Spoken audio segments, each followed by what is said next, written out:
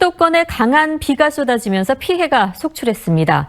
곳곳에서 침수 피해가 잇따랐고 도로가 통제되고 교외선 일부 구간의 열차 운행이 중지되기도 했습니다. 신용희 기자가 보도합니다. 김건희 여사가 오늘 구속 이후 처음으로 특검에 출석해서 조사를 받았습니다. 특검팀은 김 여사를 상대로 공천 개입 의혹 등을 집중 추궁했는데 김 여사는 조사 내내 진술을 거부한 것으로 전해졌습니다. 백운 기자입니다. 특검팀은 나흘 뒤인 오는 18일 김 여사를 다시 불러 조사할 예정입니다. 같은 날 통일교 현안 청탁 의혹의 핵심 피의자인 건진법사 전성배 씨도 소환 조사하는 만큼 청탁 의혹에 대한 조사도 본격화할 걸로 보입니다. 김건희 특검팀이 통일교 신도들의 국민의힘 당원 가입 의혹과 관련해 어제 진행한 국민의힘 중앙당사 압수수색은 의원과 당직자 등의 반발로 오늘 새벽 중단됐습니다.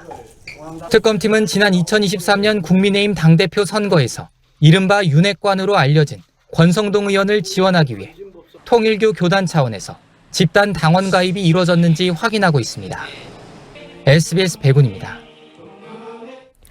네, 우리 군이 며칠 전 북한이 대남 확성기를 철거하는 동향이 파악됐다고 밝혔는데요. 북한은 오늘 확성기를 철거한 적이 없고 철거할 의향도 없다고 밝혔습니다.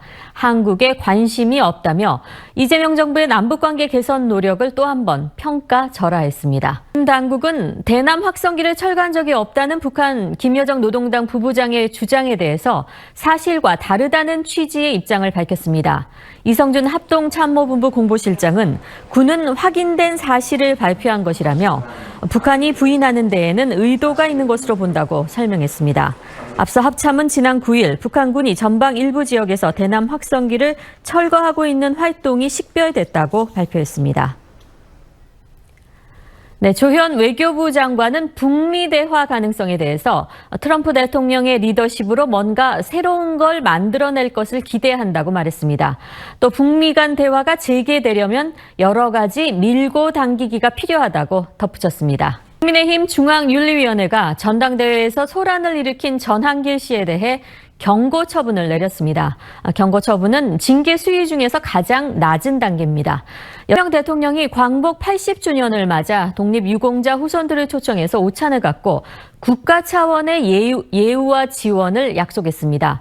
광복절인 내일은 대통령 취임식 성격의 국민 임명식이 열릴 예정입니다. 그 기림의 날을 맞아서 오늘 서울 안중근 의사 기념관에서 기념식이 열렸습니다.